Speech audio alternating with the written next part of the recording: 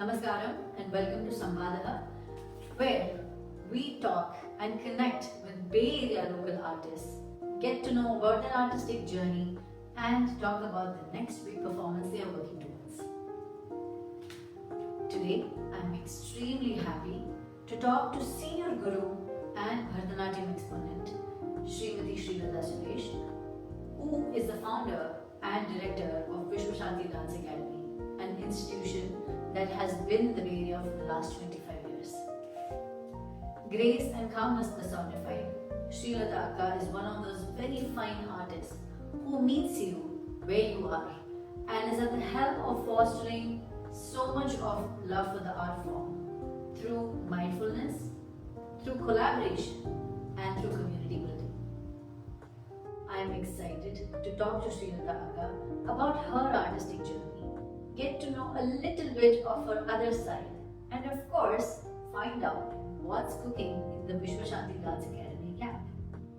Come, let's find it out together. Akka, I'm very excited to talk to you with our audience today for Samvaadah, and I would love to know your journey as an artist and what made you choose Bharatnatyam as a profession later on in life. Thank you so much for having me, Aishwarya. This is a pleasure to talk to you and to your audiences about my journey as well as my dance school. I think most Indian girls are put in some kind of an art form when they're very young, and my parents chose Bharatnatyam. I was born in Delhi, but very soon moved to Bombay, and that's where I grew up. Living in Chennai, my mother would commute to where I had my first dance classes there. So over the years, we went to Sri Rajeshwari Kala in Chennai and Bombay, and then slowly went on to Bharatnatyam dance school. That's where I would say I got my foundation from. And I wouldn't say that, yes, dance came instinctively, pretty easily to me, very creatively to me. I had no problem with dancing, but the practice is always an issue, isn't it? And I would say that's where my mom is probably the person who I should give credit to, because she would insist on all the practices, be there for every class of mine, make sure that I listen to as well as take into account all the corrections given by the teachers and all of that stuff. So it was, I think, a big deal to have that kind of support. And over the years, I think dance grew on me. Right. I think I had my engagement quite young, and it wasn't even during the engagement that it happened, but it's further on when I started dancing in the temples, dancing for performances, dancing and practicing with a carrot held in terms of a performance. Yeah. And that's when you feel like, wow, yeah, this is something I really like, I enjoy doing it. And I think that's how it started. And when did you do your Arangetra? At what age did you do it? And I was actually 11 years old when I had my Arangetra. That's quite early. It is, but I don't think very early when I talk to others who are born brought up in Chennai, they say they had their Arangetra in 7 and 8, and I'm like, wow. But I was 11, and probably because there were a few dance school shifts around the time and stuff like that. But yeah, when I was 11. And you had it in Bombay? I had it in Bombay. Amazing. Yes. And what was it like when they said you're gonna have your Arangetra? And what did you feel? What was that momentary feeling?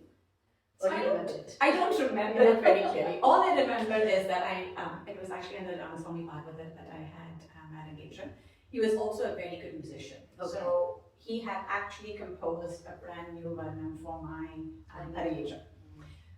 I have a flyer, I'd say, but I don't have videos or photographs from that thing. But I remember that I finished my Pushpanjali, the power went off. I went halfway through my Chatuswaram, the power went off. So it was a whole bunch of starting, but it was just the first performance. It's great. Right? I mean, it's all gone. Yes. And that's so beautiful because I think it was very natural, like Bombay power cuts are like very infamous to everyone. Right? Yeah. So that must have been such a beautiful experience, like for you to finish that Arangetra. And then what did you do? I know you also are a Kuchipudi exponent. How did Kuchipudi come into? Kuchipudi came in much later. Kuchipudi came in much later when I moved to Delhi. Okay. And I was still under Guru Smt for Bharatnatyam. when I was starting to apply for colleges here. Right. And my sister-in-law, she said that you're already a dancer, but everybody dances Bharatanatyam. And then Pattamela Adadalli, the one that you dance for the play, can you do that? Maybe you should learn that. And that's how it started. Oh, okay. So, and my Guru Smt sir, he was also a Kuchipudi exponent. Right. So that's when I started. And had an entire margam of Kuchipudi learned, had a pravesham of Kuchipudi as well at that time. And yeah, so that's how Kuchipudi came into. So I didn't learn Kuchipudi from the very beginning. Right. So it just went on from that time. And did you enjoy one over the other in terms of Bharatnatyam or Kuchipudi? I don't dance Kuchipudi very often. No. And yes, so Kuchipudi, I think I have to think about Kuchipudi and Bharatnatyam being two very different art forms. Yeah. And moving from a very straight body, very rigorous Bandhanuru style of Bharatnatyam to a very flowy, very fast, lasya-driven Kuchipudi is a big shift. Very, very true. Yes. Very true. Very true. So Akka, when you this entire journey of from Arangetram and then like you started performing, you were seasonally performing. I still remember. Before I came to the Bay Area, I had gone to the CDs and all I actually have a CD of yours. And it was this entire thing of with Sringara Lahari, yes. And I think it was Latangi Varnam or something like that. And it was such a beautiful, it was so beautiful to watch you dance, Appo. How was your performing artist? Like, so when did you take it up as a serious, I want to be a dancer and professional and be a performing artist like that? I think that started in Bombay. Okay. So I would say more in my high school years when I started performing a lot. And then as soon as high school was done, we moved to Delhi. So when we moved to Delhi, then when we moved to Guru Smt, there were many more opportunities in Delhi. Be it the Habitat Center, be it the International ICC, and yes, and be it the Mayur Vihar Temple or here. That's when my performance started. And it is fascinating because every time you think of a performance or you think of an opportunity to dance, you immediately your mind shifts to being a casual school class-going dancer to a professional stage dancer. Right.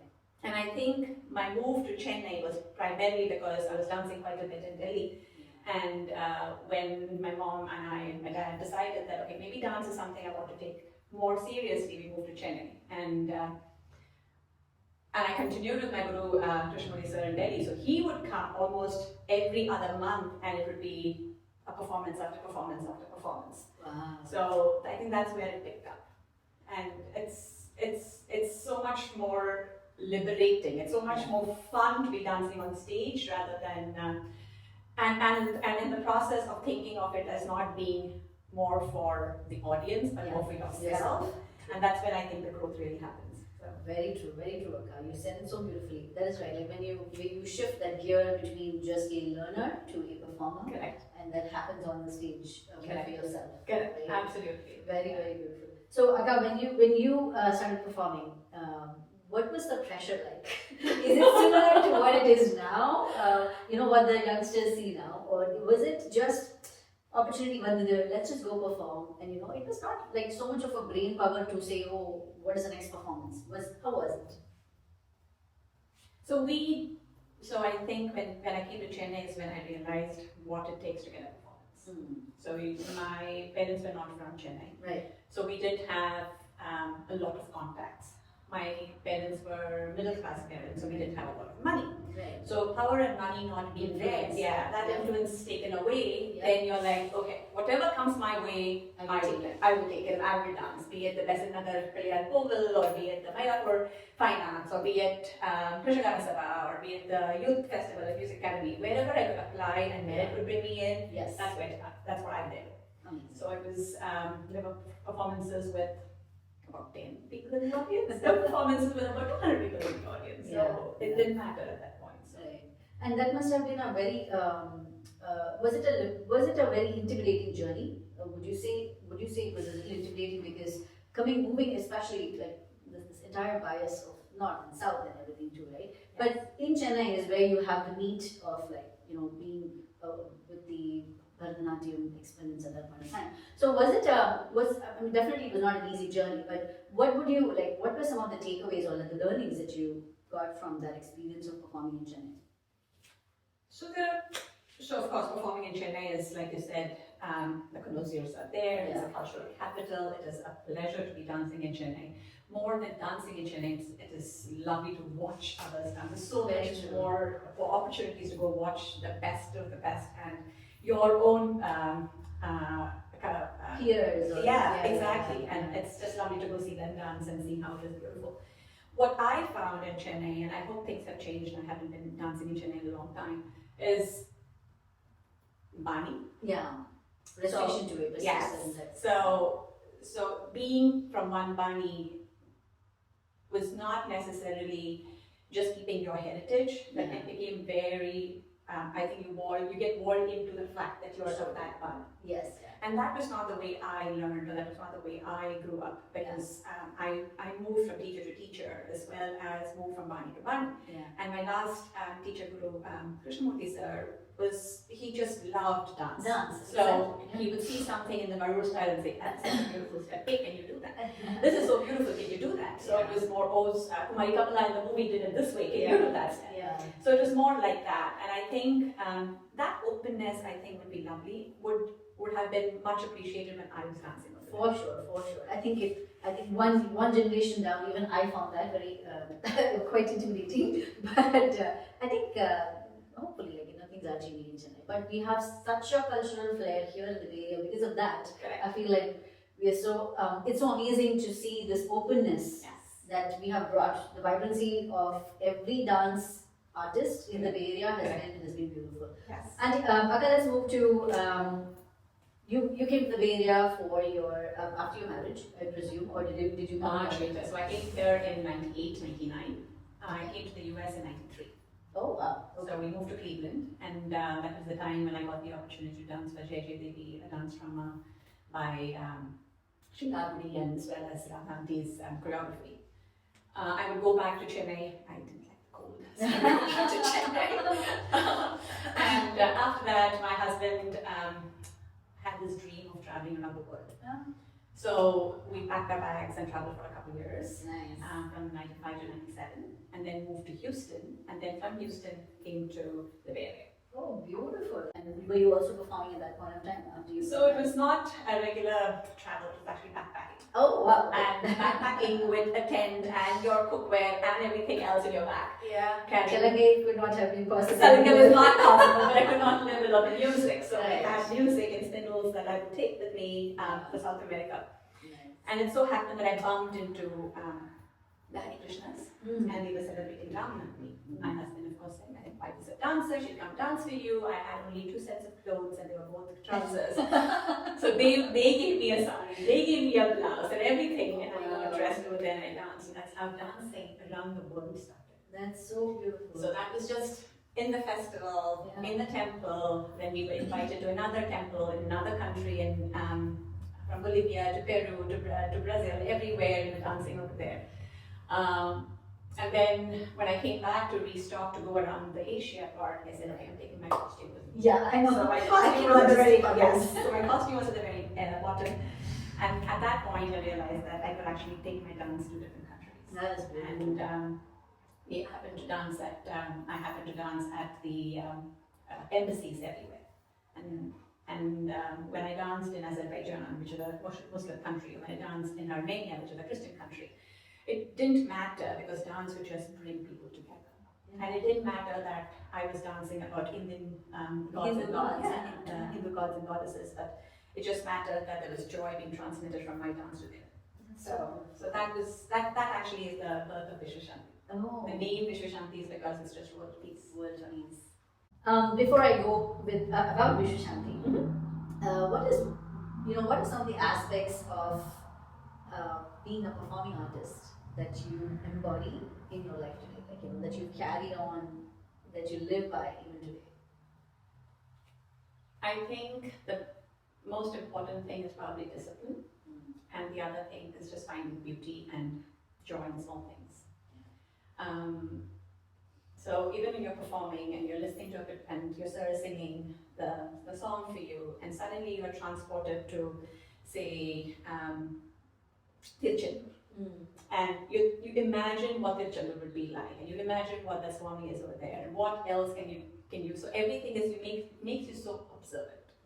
So I think that is one of the things I still live by. I love nature, the hikes, and every time I go on a hike, a flower, the color of the flower, the petals. I also happened to paint many years ago. Yeah. So I think small things like that. And mindfulness, discipline, and being present at the moment. Yeah. Because you just can't think back of that connection, that mistake you made, or what is going to come ahead of you, because that'll just blank you out right there and then. And I think that is what I suppose is one of the things I keep telling my students who are getting on stage as well. Yeah. It really is no point. The moment is past. This moment is what you have to enjoy. Yeah. So, yeah. Beautiful. Okay, now let's talk about Vishwa Shanthi Dance Academy and your journey for the last 25 years of creating or babying this beautiful institution that has multiple wings now, and we'll obviously talk about the new wing that's going to be coming up soon as well. But Vishwa Shanthi Dance Academy has been promoting, and you've been teaching, curating, and conducting many classes in the Bay Area for the last 25 years. 25 years of this institution. How does that make you feel? Please don't say old,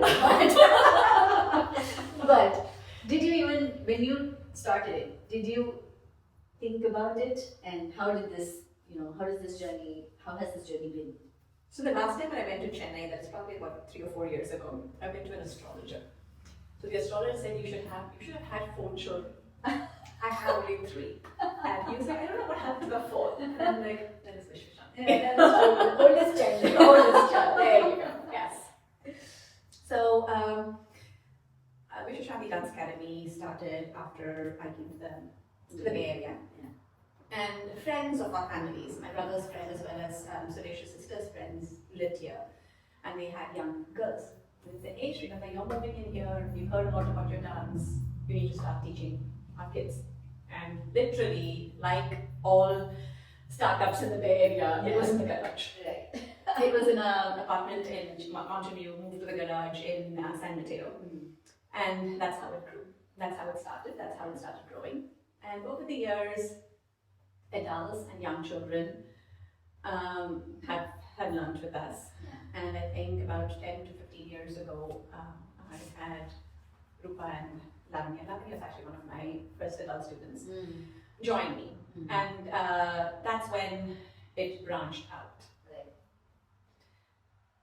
I love children. Yeah. I love teaching. I love dance. And I think all 3 together is how I've been continuing living through Vishwa Shanthi Dance Academy. I think I find my peace, I find my joy, I find my community, I find my fun, friends, life, I think, in dance. And I've been blessed by the community that we've created. The parents who have continued even after their children have graduated, gone off to college. Now it's a pleasure to welcome back the students from college who are coming back to the Bay Area and are starting to dance again with us. So it's almost like a full circle, and I'm loving every moment of it. That's so beautiful. It's good. And when you started teaching Akka, did you have a plan as to and then did that evolve? How did that evolve? It evolves. I think you learn with every student. Every student teaches you something, and you learn. You're continuously learning from your students and their parents. Right. I think over the years, I think 10, 12 years into Vishwa Shanthi Dance Academy is when we realized that, okay, I think it has to be a more formative way of educating. Right. I even now we are very traditional in our outlook and the way we teach. No student gets up on stage till they reach about 3 or 4 years into learning. Right. We take about 2 to 3 years to just master the moves before they start learning a piece. Right. There are parents who are impatient. There are parents who welcome it. Yeah. So we have both sets of parents. I think when we started branching out is when we said that, okay, it has to be a little more in a syllabus, a little more educative in the way we conduct our classes, so that a child from the San Jose branch, when he or she comes to a Samvaadah branch, doesn't feel out of place. Right. Like some consistency, right?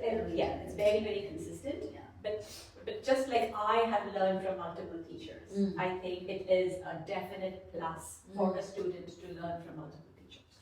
Yes, very true. Rupa, who teaches in San Jose, brings her strengths. Lavanya, who teaches in Milpitas, brings her strengths. Other teachers like Sarthi or Savita have brought in their strengths in it, and I think we learn every day from each one of them. I learn the fact that I love the fact that Lavanya insists from the time they start doing their steps that smile. The energy and the humor from Rupa, or my more compassionate, yet there are days when I'm strict, but a more fun-loving way. So I try to make it as interesting and as fun for the kids to learn dance. And what do you see in terms of the interest for students? Like, what brings them to come to dance class and like learn this? Is it still the carrot of the performance, or is it the love for the art form that they end up developing? By the time they hit the engagement stage. I think the biggest support or the biggest thing that I think brings them back to class are the parents. I think the parents have to be invested when they are very, very young. Right. I think the switch happens when they are in between middle school and high school. Right. That's when they have to decide as to, okay, I'm doing this career, exactly. I'm doing sports, I'm doing drama, I'm doing music, I'm doing dance. What am I going to be focusing on? Yeah. And I think they come to dance class because they enjoy it, because they have fun, because they have friends. It is a community. Yeah. Even though they go to a school which is filled with all kinds of people, when they come here, they say, okay, I'm not the only one. I'm not the only Indian who's learning Bharatanatyam. Right. So I think that also brings them in. Right. Yeah. Akka, when you established VSDA, we also saw that you started bringing productions into the picture. So you started choreographing in large scale. And talk to us about the journey of from wearing a performer's hat to becoming a choreographer, and what was that shift like, and some of the choreographies that you really enjoyed creating. Sure. I was very fortunate that my parents moved to the US around the time I had my first kid. So my mom was a voracious reader. So it would always be mythology, it would be spirituality, it would be cookbooks, it would be anything she would talk to me about. She would read and she would talk to me about, and we would find ways of putting them together and see what can come out of the whole thing. Right. As a performer, I think I learned a lot from the choreography of my teacher. Right.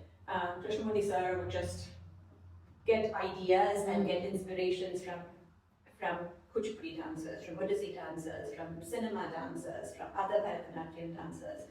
And I think that lived with me. In the fact that I can take whatever is beautiful in the Chinese dance to my Bharatnatyam. Yeah. And choreographing for, and again from a solo student, always wants me to highlight the strength of that particular student. So I think that's when I became a choreographer with keeping the performer in mind. And when I started doing productions, it was primarily inspiration from my mother. She would say that, how do you think the universe was created? Why do you think they say Krishna is this? Why do you think the Big Bang Theory?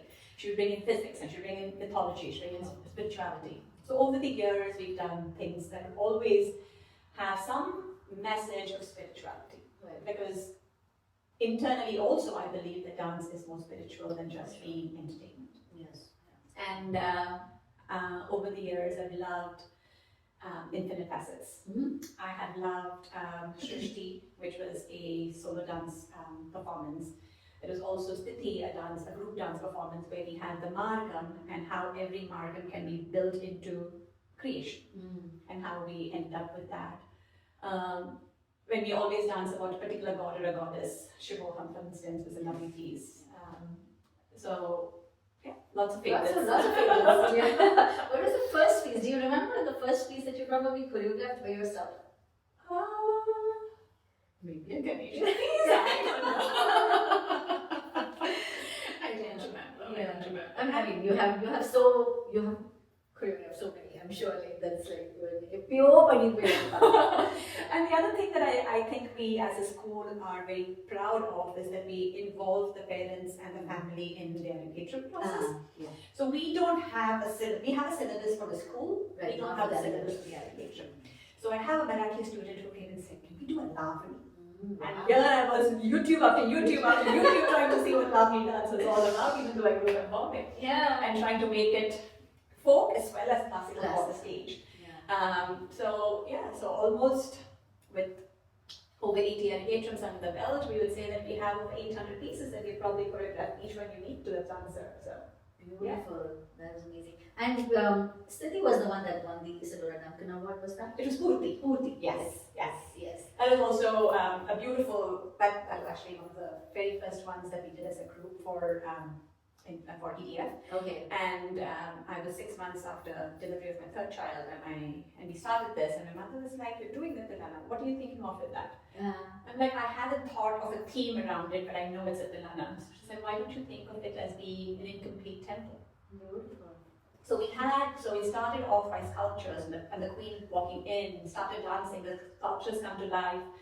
And at the end of it, she was like, "I want to be with this all the time." And she becomes a sculpture at the end of it, so completing the entire temple that the king was trying to build. So the entire story came about that way, and it was just a simple Tilana, but it just reimagined. Yes, reimagines that. Yeah. Beautiful. Yes. Beautiful. And let's now talk about the new baby that's getting the new offshoot of VSDA that's coming up. It actually is not an offshoot. It's completely separate. Okay. We like to call it completely separate. Okay. Yes. So it is a separate entity by itself. Yes.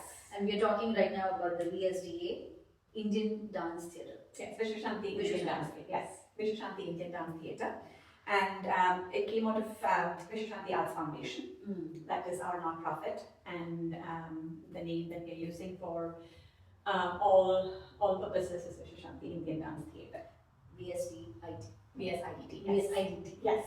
Yeah. Vishwa Shanthi Indian Dance Theatre. Correct. And Vishwa Shanthi Indian Dance Theatre is going to present its first event Yes. on May 3rd. Correct. Which is going to be amalgamation of 5 different dance styles.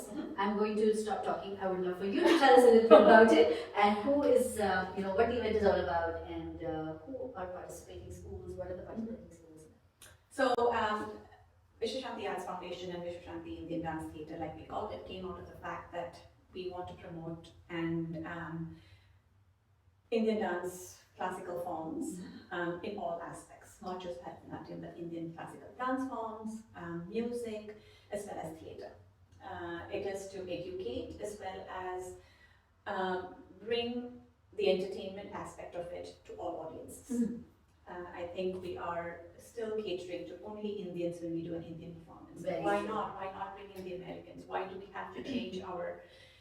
Why do we have to make it a social cause to have and other audiences? We can have our tradition into it as well. Yeah. Okay. That's how it started. And the very first inaugural performance is actually an amalgamation, like you said, of 5 dances. It is Bharatnatyam by Vishwa Shanthi Dance Academy. It is Kathak by Terangini School of Kathak. It is Kuchipudi by Samvaadah and Sanskar School of Dance. We have Odysseus Guru Shreelatha, and we have Mohiniyattam by Guru Smt. Beautiful. So, and it's called Kanha Kanna and Krishna. So you can imagine Kanha from north as well as Kanna from the south. And it's still Krishna. It's Krishna. Yes. Yeah. Krishna consciousness in all of us. Correct. And yeah. Is it going to be more of is it going to be a production or is it more of a presentation of these different art forms revolving around? It's a thematic performance. It's not a production this time around. It's a thematic performance of Krishna, and how each one of us imagines Krishna for ourselves. Tarangini is doing Khoj, where they're thinking of Krishna after he left Vrindavan and they're mining.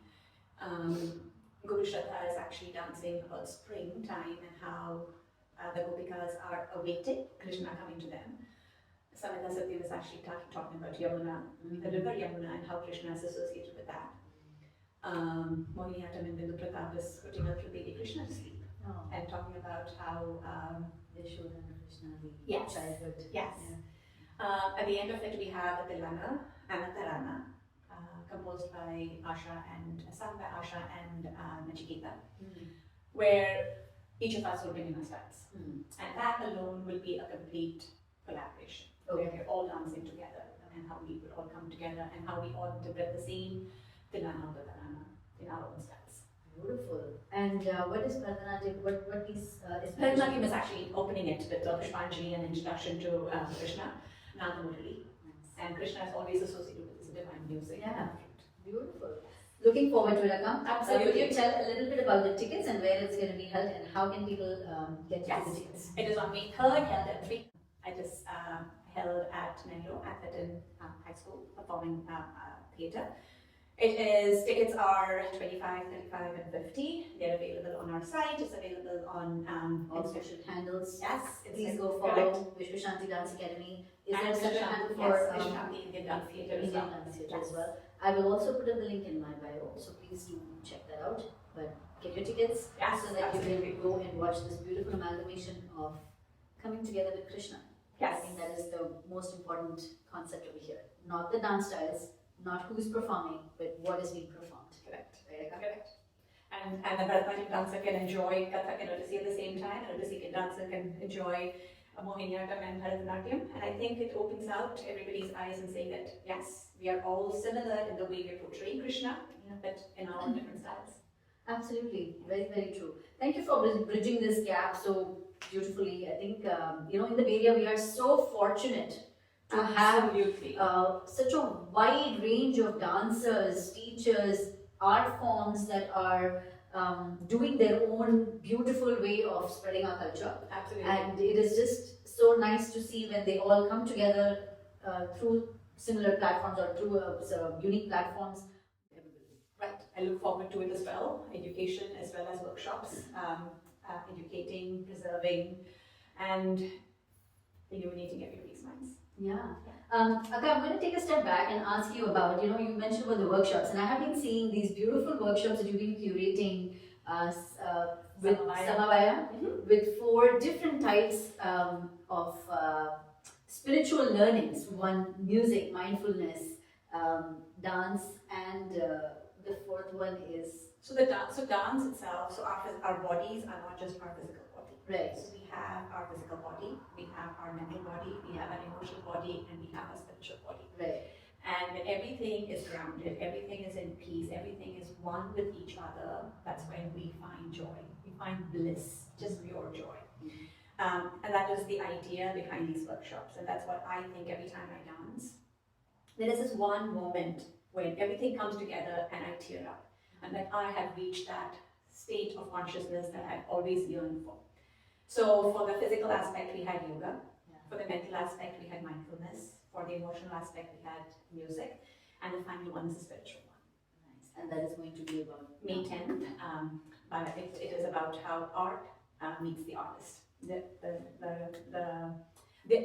absolute artist. The absolute artist. And this is by Sohamji from Chennai Mission, which is ultimately reaching into that spiritual consciousness that what dance is supposed to elevate us into. Okay. So there is also this beautiful workshop that you have been curating, which most of the time we learn the dance form and then we are looking at it as a performance goal or as a workout, but there is so much more to it that we need to reflect and self-seek. Yes. Right? Yes. And when we have beautiful avenues which are being created for this self-awareness, I think it reaches it faster. Like it reaches our the journey is a little bit more. You're more aware of the journey that you're finally you're going on. Yes, exactly. Yes. One more question from you about with AI and with all the social media, everything is instant. But this art form is nothing about instant. It is about that instant bliss, for sure. But to get that instant bliss, it's a journey. Yeah. What can you tell our young audience about, what can they look out for when they join this art form or when they are in this art form? What to expect? I think it is important to seek a teacher. I think a teacher is not somebody you meet an hour a week, who insists that you practice, who insists that you perfect your art, but the teacher also guides you. You can always come to the teacher with a whole bunch of questions, and the teacher's always there and always willing to help you with it. I think the youngsters should be extremely grateful and fortunate for what they have available. I myself, I'm like, wow. When I was growing up, I would wait for my teacher to come and then we'd work together to get a choreography or a music set. But right now I just have to search the line and oh my god, so I get what. Yeah. But it is easy for you to learn a choreography that's already up there. It's easy for you to go and perform it to your best ability. But like you very rightly said, it is something that it is a journey that you need to go through in the sense of the rigor it requires, rather than just the performance. Instant fame is there, but instant downfall is also there. So I think it really depends on what the student is looking for. The student is looking for just an instant 1 minute, 10-minute piece that you're looking for just for this one particular event that I want to dance at and never ever look back at it, then it's sure, go ahead and do it. But if it's something that you want to carry forward to your entire life, I think it's important to go through it the way you have. Otherwise, you just don't get the full experience of it. Right, absolutely. So, yeah. You're fortunate as well as the same time it is a thing that you'll come to bite you later. Thank you so much, Akka. I loved having this conversation. I can keep talking, I can keep on talking. But I really wanted to reiterate once again that May 3rd there's a beautiful event happening, and May 10th as well. There's a beautiful workshop happening. I keep linking down below as well. But if you are here on May 3rd, or even if you have not planned anything, here's your cue to go plan for May 3rd. I'm sure there are so many events on May 3rd. We've changed our time around to accommodate everybody's interest. So definitely come. Yes. Absolutely. I would like to support VSIDT, and I would love for all of you to also bring yourselves and support Vishwa Shanthi Indian Dance Theatre to make sure that we're all here for collectively growing our culture and being a part of this. So thank you everybody, and thank you so much, Akka, for this beautiful chat and conversation, Samvaadah as I like to call it, because there is so much that I learned in the process of the conversation, not just about you, but just about this art form. And it just opens up myself and everybody who's listening to a whole new world of what can be a possibility. Yes. Thank you again so much. Thank you.